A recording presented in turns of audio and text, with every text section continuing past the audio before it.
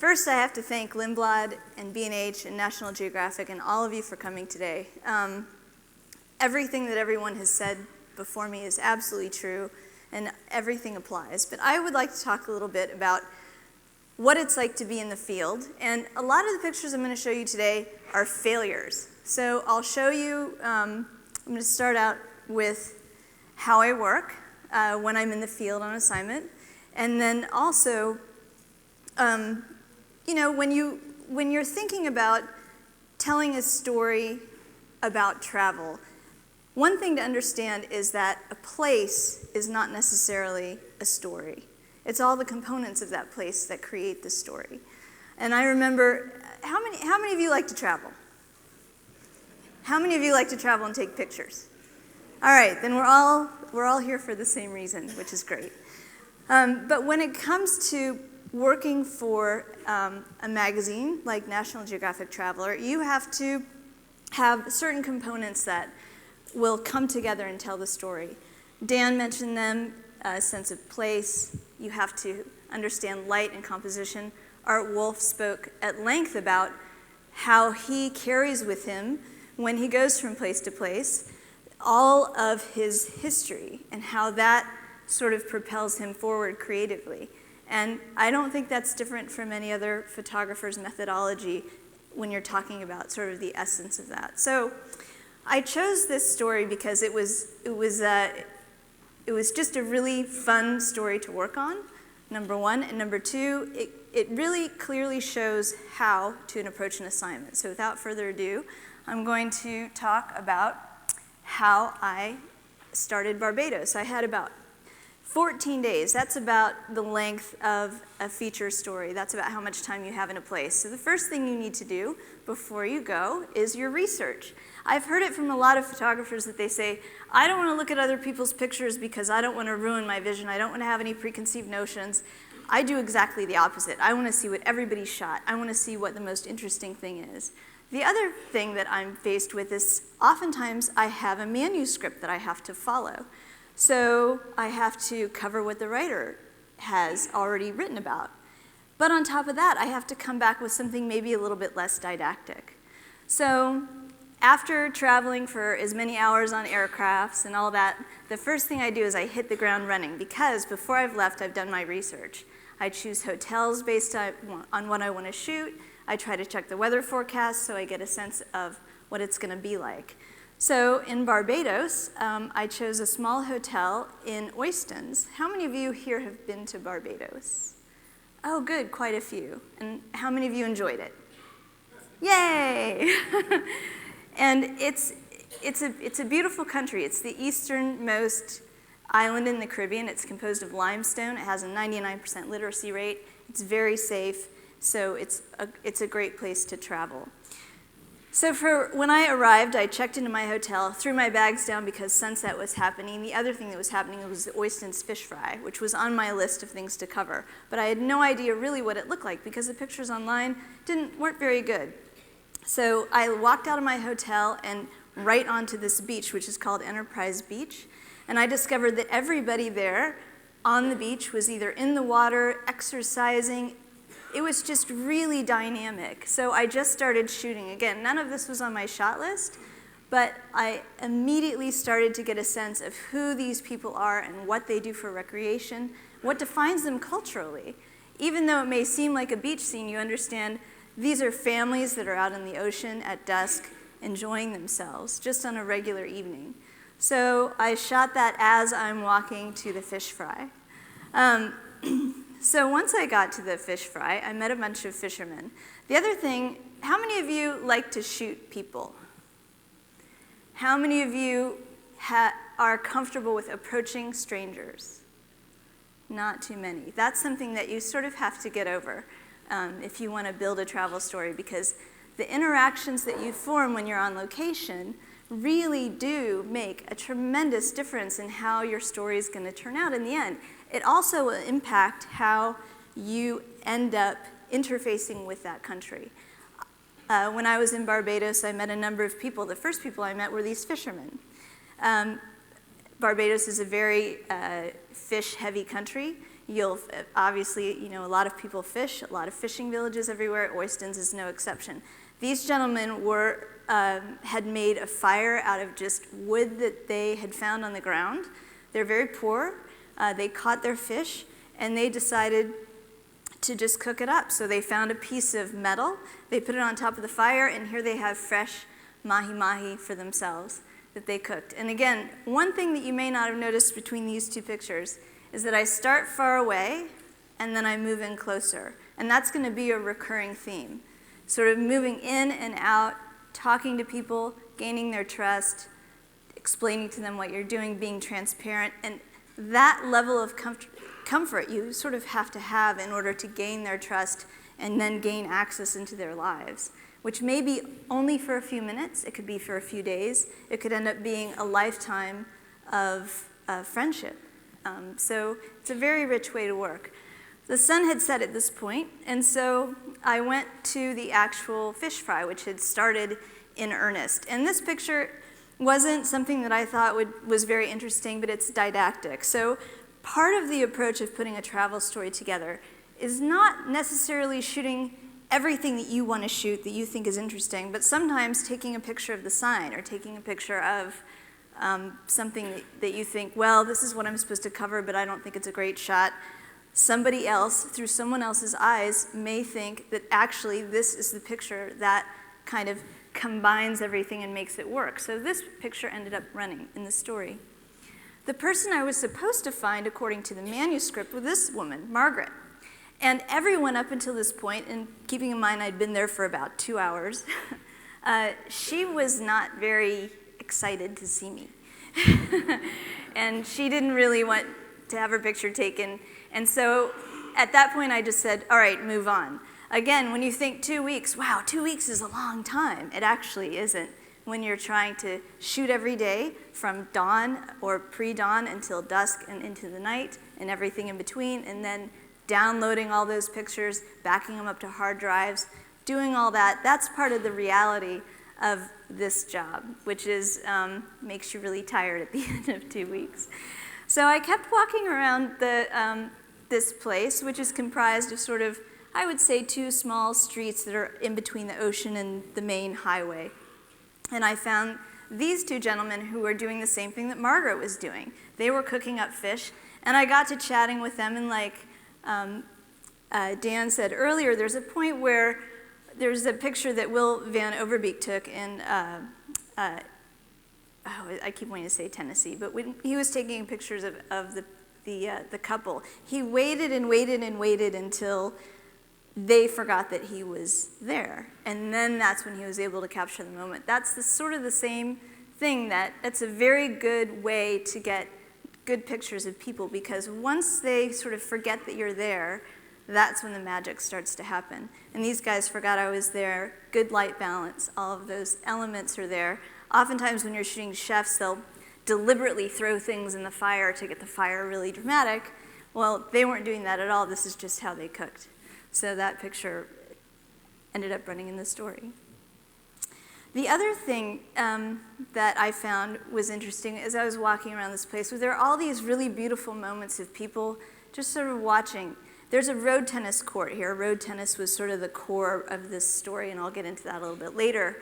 But this road tennis court was turned into a dance hall in the evenings where people would come together. Couples would dance with strangers, and it was really beautiful. I tried shooting that. It was too dark. It didn't work out very well. So I turned around to leave, and there was this woman standing and watching. And I really liked this sort of quiet moment in the middle of the dancing and the chaos. I thought it was very descriptive of what was going on that evening. Another way to describe a place is to say, all right, this is Barbados' sense of place. We have a combination of tourists and locals, everyone's sort of waiting for the bus. And what I really liked about this shot was that you got this nice combination of people. You also have a nice combination of light, even though it's pitch black. So that ended up, again, this one ran in the story. This was the hotel I chose, partially because it was very centrally located, but also I like to support places that are run by small businesses. This one is a multi-generational ownership, and so a lot of the people that work there know the island really, really well and know all the people and could direct me to places that weren't necessarily on the map. So I got up in the morning because when I'd woken up, I was horribly jet lagged. It was dark. I kept hearing people walk by, and I wondered where they were going. Well, they were going to the beach.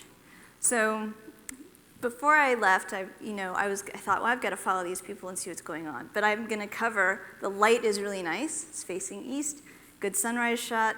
And then there's people working in the hotel that can make a really nice details. Details are a very important part of putting a story together.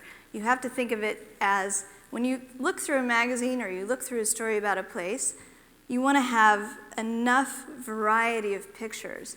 So portraits, details, sense of place, landscapes, et cetera, the list goes on. But all of those components together, if you can try to shoot all that at every place that you visit, then you'll end up having enough images to have a really solid story at the end.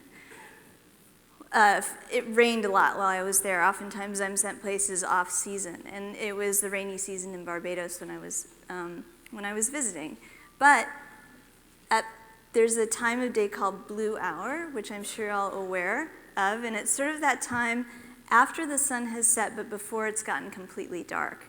And I try to take advantage of that as much as possible. In foul weather, it can still be really beautiful, particularly when we're dealing with a combination of artificial light, meaning light that's from buildings or wherever, and natural light. And that can be a really beautiful combination.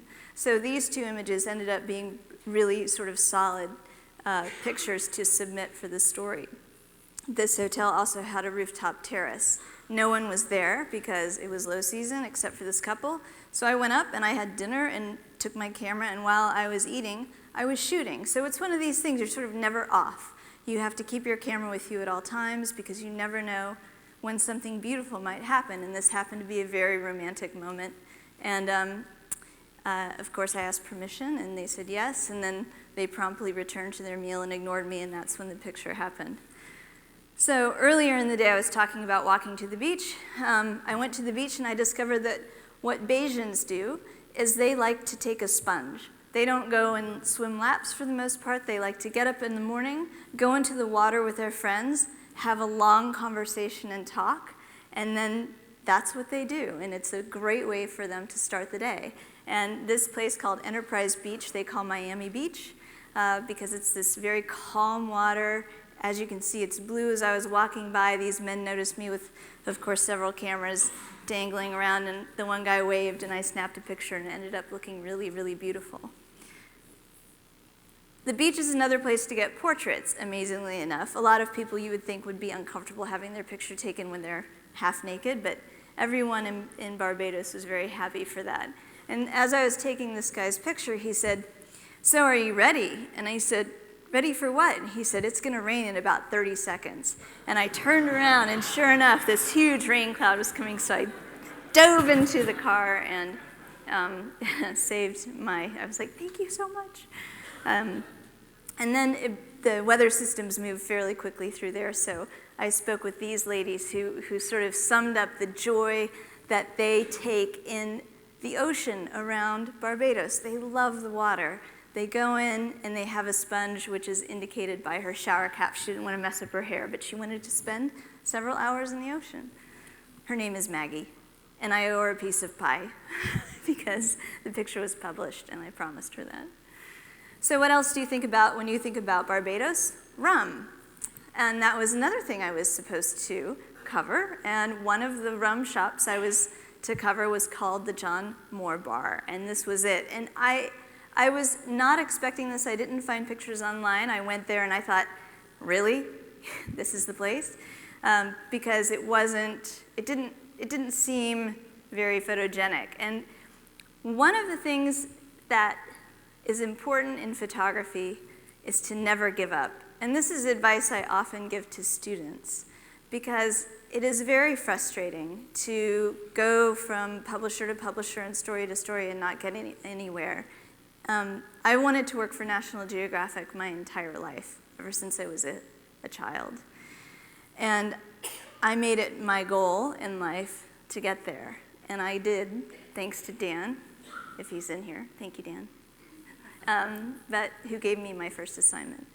And I've been a features contributor ever since. But I've learned that the reason why they're so loyal is that it's hard to find people who don't give up. You have to work and work and work and work a situation, even if it may not look good up front. So one of the things you have to do is go in. So I went inside. The woman was not very happy with me being there. I explained to her what I was doing, and she said, nothing. And so I shot, and I said, well, this is not interesting. But I thought this was sort of funny because it's sort of it's not something you'd expect to see in a bar. And so I ended up creating a picture. In Traveler, you can kind of get away with this, not so much for the Yellow magazine. But I asked the two girls that were waiting for the bus if they would mind coming in and sitting so that I'd have some people. People add interest, they add scale. It's really important to include people in your photographs if you want to shoot travel. So then I walked around to the back of the bar. And again, as I said, getting closer and closer and closer is one of the goals when making pictures. Well, I went and started talking to these two gentlemen who were having a midday tipple, and it turns out one of them was the chief of police, and I'd been having a really hard time getting into a hotel called Sandy Lane, which is on the Gold Coast of Barbados, and I don't know if you've heard of it, it's probably the most expensive hotel in the world, and I was not allowed in, yet he arranged for his brother to come pick me up in his boat so I could photograph it from the water, which was great, so I bought him a drink, and we chatted, and shortly thereafter, I was able to get out and photograph Sandy Lane. The pictures didn't turn out very well. So, as I said before, getting closer is my goal, but sometimes when you get close, the picture doesn't work, so I pull back a little bit. And to me, this tells the story of this particular rum bar a little bit better, because you have the people inside, a bicycle so no one's driving off. Palm trees tells you exactly where you are. You know you're in a tropical location next to the beach. And then, of course, editorially, it's correct for the story. So at the opposite end of the spectrum is St. Nicholas's Abbey. And this is a beautiful place to visit, whether or not you are a fan of rum. Because I believe in the 60s, an architect purchased this property. And it was a plantation that was built, I believe, in the 17th century. And he's since restored all of the buildings on the property and returned it to being a place that produces a very fine rum. And so what I wanted to show, again, is sense of place. Every time I go to a location, I try to shoot the following: sense of place, wide shots, close-ups, portraits, anything that provides interest. And then if it looks good, then you hang around even longer, or you go back and revisit it. And that's something else that you'll hear probably over and over again from photographers who shoot travel, revisiting the same place to get the right light, or to develop a better or more deep story. Oftentimes, time limitations are what prevent me from going back. But in this case, I had a good deal of time. Barbados is not a very large island. This is the son of the owner, and he was showing me the color and sort of demonstrating all that. The tasting room, again, I worked that as much as I could, and the pictures didn't come out very well. But what was interesting is it turns out the bottles have the etching of the architecture of the main house from this plantation, which is a very unusual piece of architecture. It's Jacobean architecture. The plantation was from 1658. But this particular building, which is, as you saw in the front of the rum bottle, still standing. It's one of 3 left in the Western Hemisphere. And so I had to wait and wait and wait and wait and wait until we got the right moment. And I think I got exactly one frame where we turned all the lights on inside the house. Everyone had left, so I couldn't get any people. But if you look closely, there is a frog right there. So that's my model for scale. So continuing in the vein of architecture, which again is another defining sort of feature of any place that you go. And one Barbados' history is that it was only conquered by one European nation, unlike a lot of the other islands in the Caribbean. So they were only taken over by the British. They weren't affected by the Spanish or anyone else, and there's a long history there which I won't go into. But because of that, Catholicism is the main religion. So I saw this church and I thought this was a really beautiful picture. But when you find a church, again, that you like, you revisit it on Sunday when it's open, or in the case of a synagogue, of course, Saturday, that sort of thing, and ask permission, etc. So I didn't have permission to go in, but so I decided to hang out and wait for people to start coming to church. And I love this woman. She's in white. She has her hat. When I was growing up and going to church a lot, everyone would always wear hats, so I was very focused on these wonderful hats. So I was not required to photograph that church, but this church was on my shot list.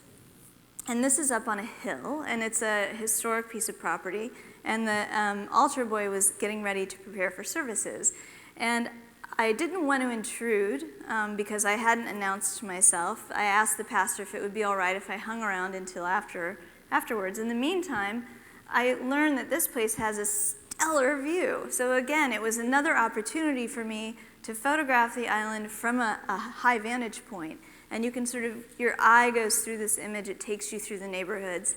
Once again, you've got the white, puffy Caribbean clouds, the beautiful blue ocean, and then sort of this sense of, a really authentic experience in Barbados. So as the parishioners were leaving, I started asking people if I could photograph them. About 99% said no, which was fine and so finally most people were gone except the pastor. He allowed me to photograph him. And in this case, I'd like to talk a little bit about technical things. There's a lot of lenses for sale out here. This is one, when I talked about depth of field. This would not be ideal for photographing a person, probably, unless you were trying to shoot a tennis match or something. But there's there's some really wonderful lenses that have wide apertures. The wider the aperture, the shallower the depth of field. And when you're photographing things like people, that can often set them apart from their background. So in order to place this man to do what's called an environmental portrait, I framed him in the doorway and then threw everything else out of focus and allowed the light coming in from behind him, from the stained glass windows, to also add interest and, again, give a sense of place. And this lovely woman allowed me to take her picture because I loved her hat. So, staying with the theme of architecture, part of Bajan history are chattel houses. Chattel houses were meant for when slavery was made illegal, but slaves were still basically indentured servants, much like it was here. They needed a place to live, and so these very modest homes, which are occupied and are still all over the island and very visible. And that was sort of challenging to show, but again, sense of place. What's here? We have the house. You see the architecture. You see sort of where it's placed on the side of the road. You see the palm trees, and you know exactly sort of where you are. Same with this picture. I used the framing mechanism of the alley. So this was shot with a wide-angle lens. This was shot with a much longer lens, again, to compress the space, to emphasize the facade of this chattel house, but also using the bougainvillea as a framing mechanism. I'll talk about framing mechanisms a lot, so I apologize. I also like to take pictures of signs. In Barbados, the maps are very, very strange. This was before I don't think I had Google Maps at this point on my card, on my phone, but I had a map, and it was strange because the main arteries, the main highways were exactly the same width as these tiny little roads. But all roads conspire to get you someplace at some point. In Barbados, you can't get too far without ending up on one side of the island or the other. But this is sort of how you got around there. This is Speightstown, again, another place that I was required to cover.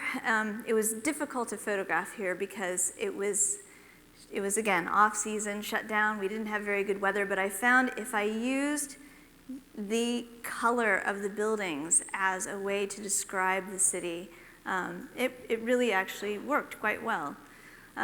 There were people milling about, sort of doing their everyday tasks. So you'll find that reportage, documentary-style photography, plays really a big part of any travel story. Details, again, another way to show color. It tells you you're in a tropical location because of the pineapples. I live in Maui part-time, and our pineapples are shaped differently, so I was wondering why these were so elongated. We can talk about that later.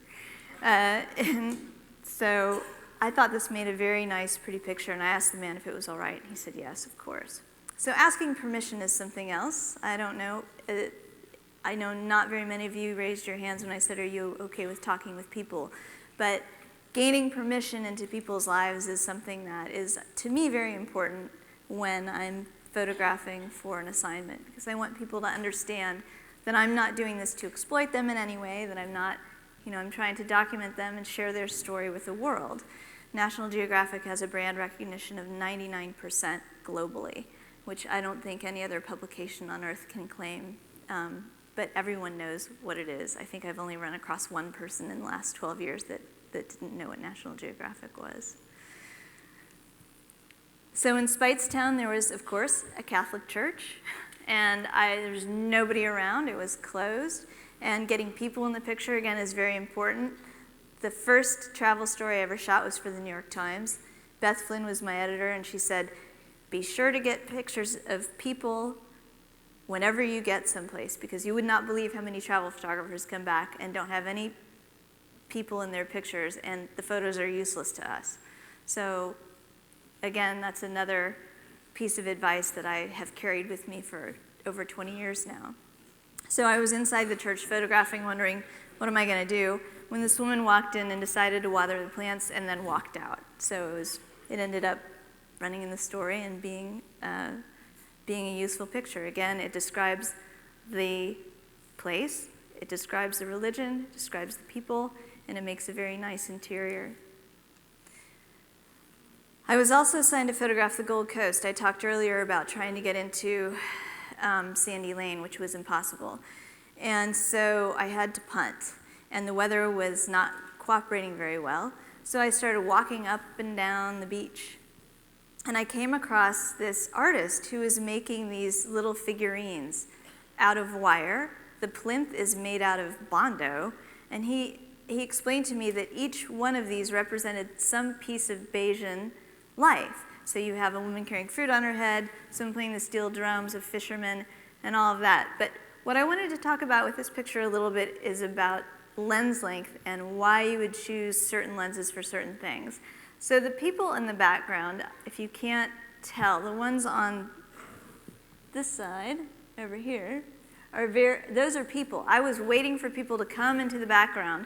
When you use a really, really shallow depth of field and you're really close up, this was shot with a Canon macro lens, and what it allowed me to do was make people look like the wiry figures that were in the frame.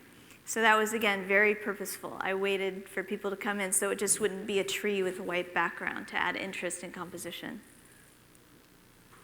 This was another picture from the Gold Coast, and I actually was sort of thinking, well, this has it all. It's got a pink boat, it's got people on the beach, it's got the palm trees, and it's pretty much a document of the Gold Coast of Barbados. And I was like, okay, I snapped maybe 5 frames and left. And so I was sort of surprised when this one ran, because to me it didn't say that much, but through the eyes of my editor, it said a lot, and they ended up running it. So it's one of those things where you're working every situation, you're constantly walking around trying to find things to photograph, and you see something that may illustrate it, it may not. You take a picture of it, and then you think, okay, this is telling the story, but is it doing it in a really interesting way? To me, yes, but not as much as I had hoped. So I continued working this area. I kept walking up and down. The weather kept getting kind of more and more overcast and hazy, and I kept walking this beach thinking, there's nothing I can shoot. There's jet skis, and that's not very interesting, and people laying around in the sun, and that's not very interesting. And so I came across some kids who were doing handstands, and I went running over to them, and I said, hey, what are you guys up to? And they're like, we're just waiting for my brother to get off work. And I said, well, would you mind if I photographed you while you're doing these gymnastics? And they said, oh, no, it'd be great. And I said, well, maybe you both could do it at the same time. And this is when I want to encourage you to not edit in your camera. Wait till you get home, download everything then, and look at it on a screen, because what I did not see was at the moment that these two guys managed to do a handstand simultaneously, there's a guy in the background jumping off of that platform. I didn't see that at all. I had no idea that that had happened. And that's another thing when you're shooting with a DSLR. What does SLR stand for? Single lens reflex. That means the mirror's up. And with something that's happening that quickly, that means you're not going to actually see it if you're shooting like I do, which is like this usually. I've got one eye closed and the other eye is jammed up against the camera. So you don't necessarily see what's going on in the picture until very much after the fact. So then I had to go to the other side of the island, the windward side. This is Bathsheba. Bathsheba is known for these rocks that you see. And I was trying desperately to make a very heavily touristed spot look interesting. So I thought the wind was blowing. So it describes several things. It describes the wind. You're on your windward side. You can see the Bathsheba rocks. And so I decided, why not use the towels as a framing mechanism? So try when you're traveling, try to look at things through different frames. Like, it's very easy to walk up and say, okay, there's the rock, and that's what it looks like.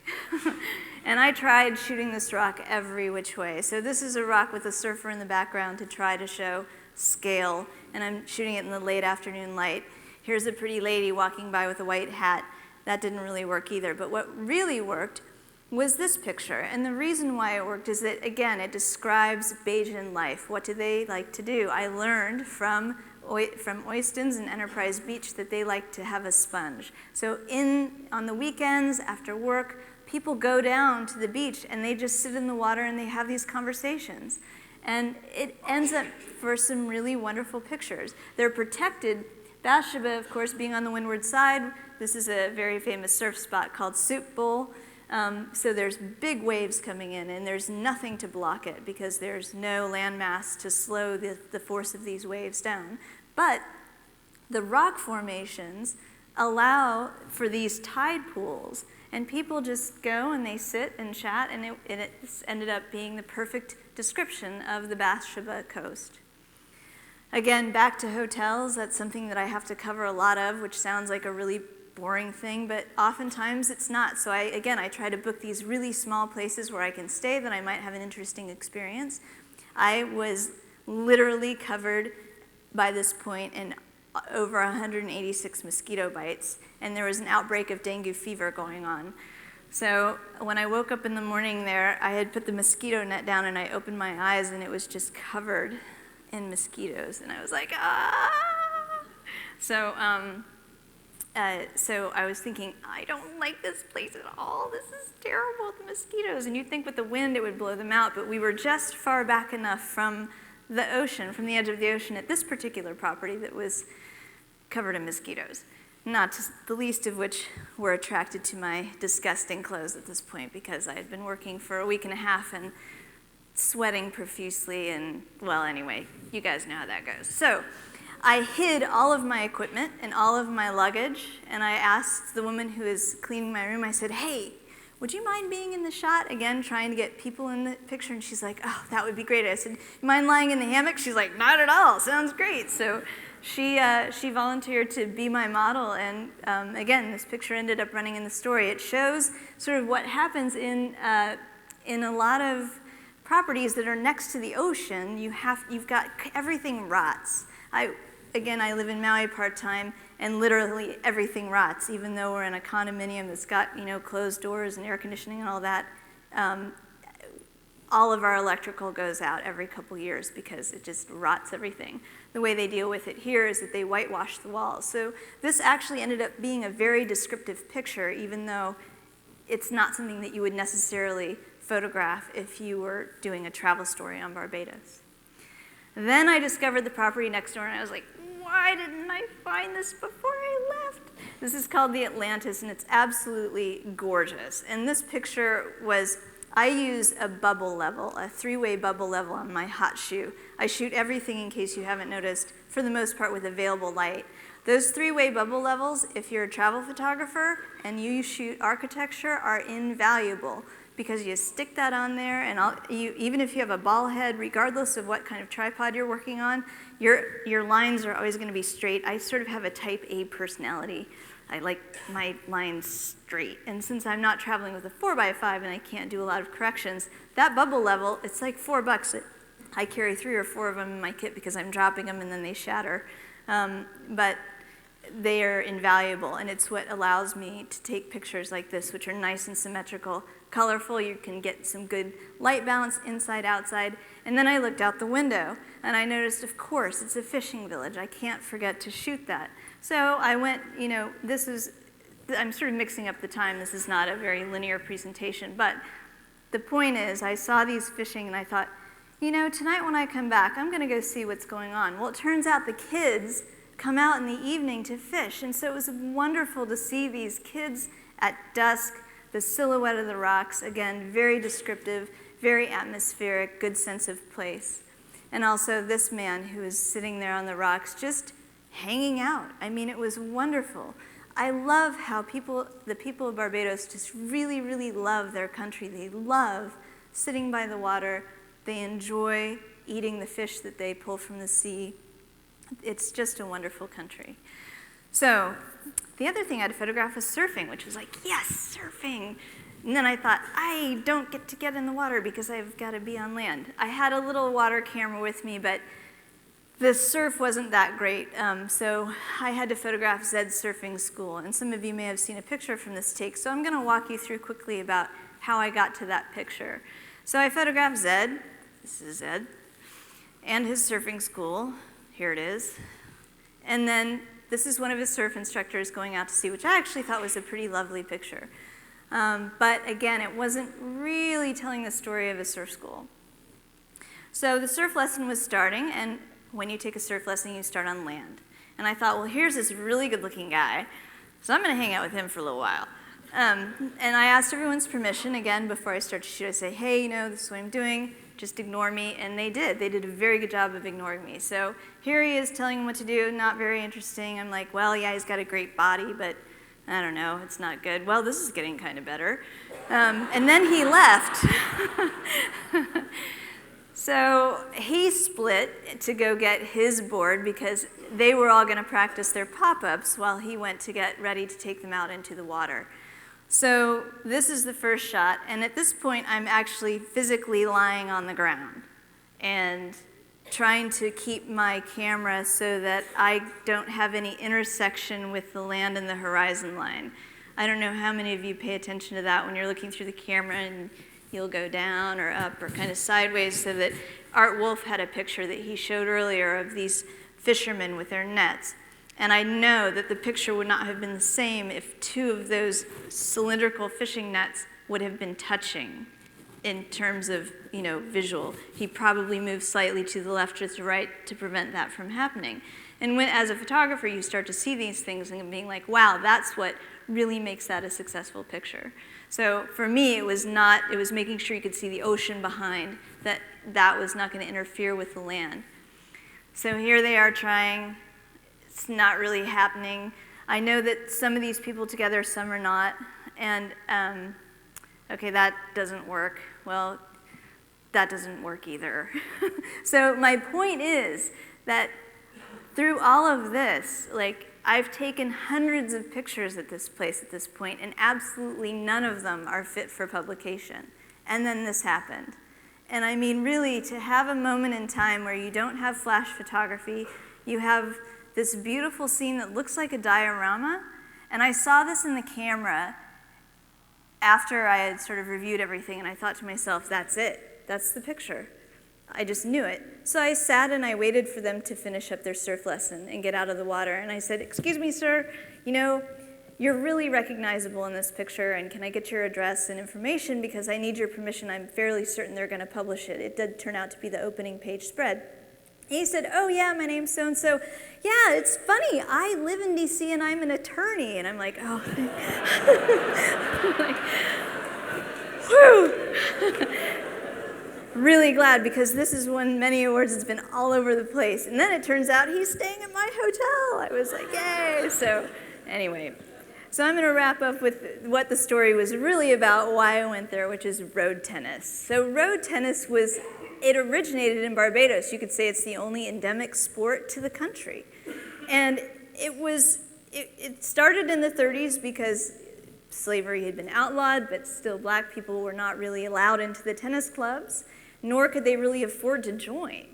So the people would draw in the street a 10 by 21 court and use an 8-inch net. So it looks a lot like ping pong, but on the ground. But it's like lawn tennis. It was called road tennis. And they would cut their rackets out of a piece of plywood, which looked awfully like a ping pong paddle. And then they would cover the edges with metal. And this still goes on today. It's an extremely popular sport, and it keeps you in very, very good shape.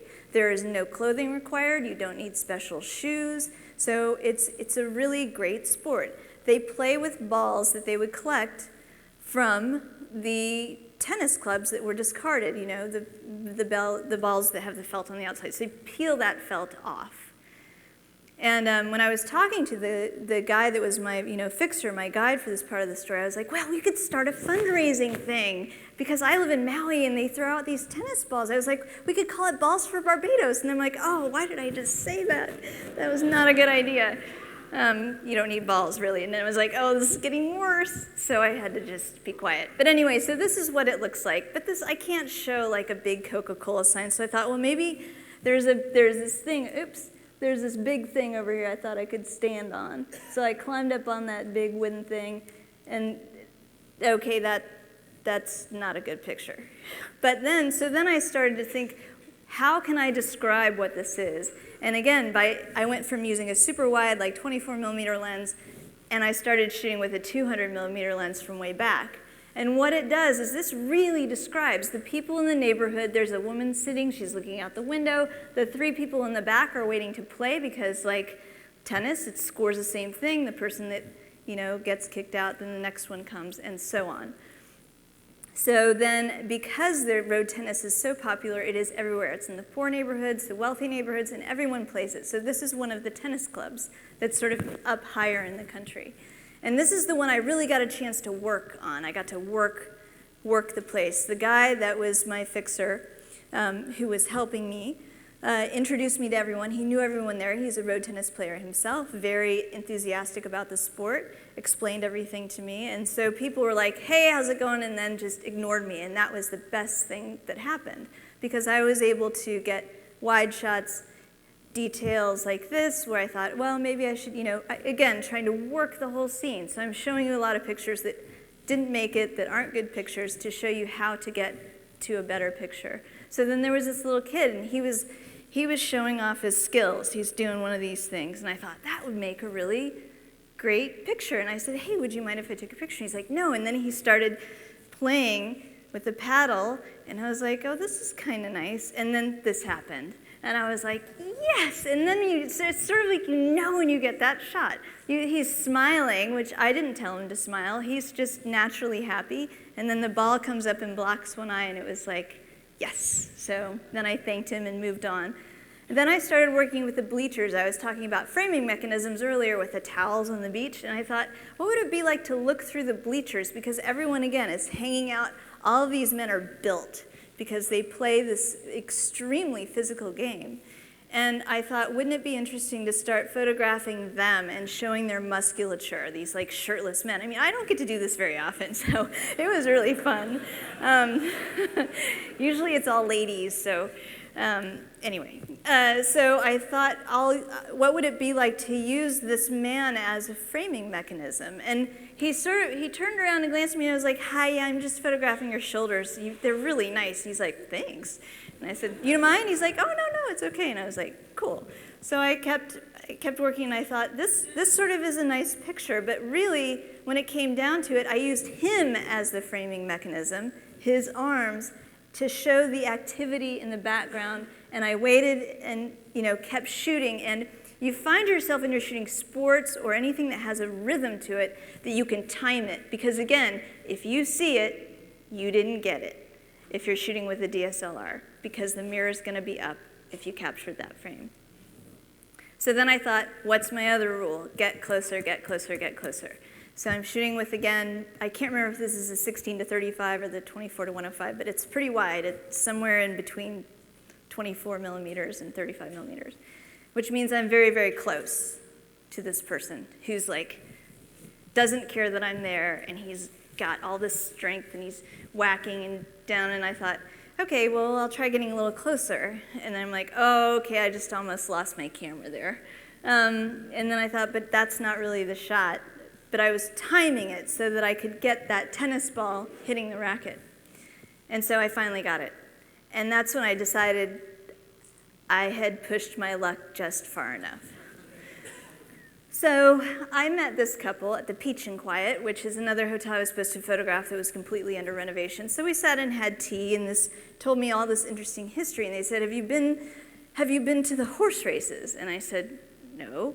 And they said, oh, you must go to the horse races. And the other thing you must absolutely do is they take the horses before the race, and they take them down to the water and let them swim in the water so that they stretch out their muscles before they race. And I thought, that sounds really interesting. So the first thing we did, we went to the Turf Club, which is at the Garrison. You know, again, very, very British. But what's so cool about this place is that it's open to the public, and anyone can go. There's no, it doesn't have the sort of, you know, class system, if you will, in the seating area or all around, and people go to the Garrison all the time. It's used heavily by the public.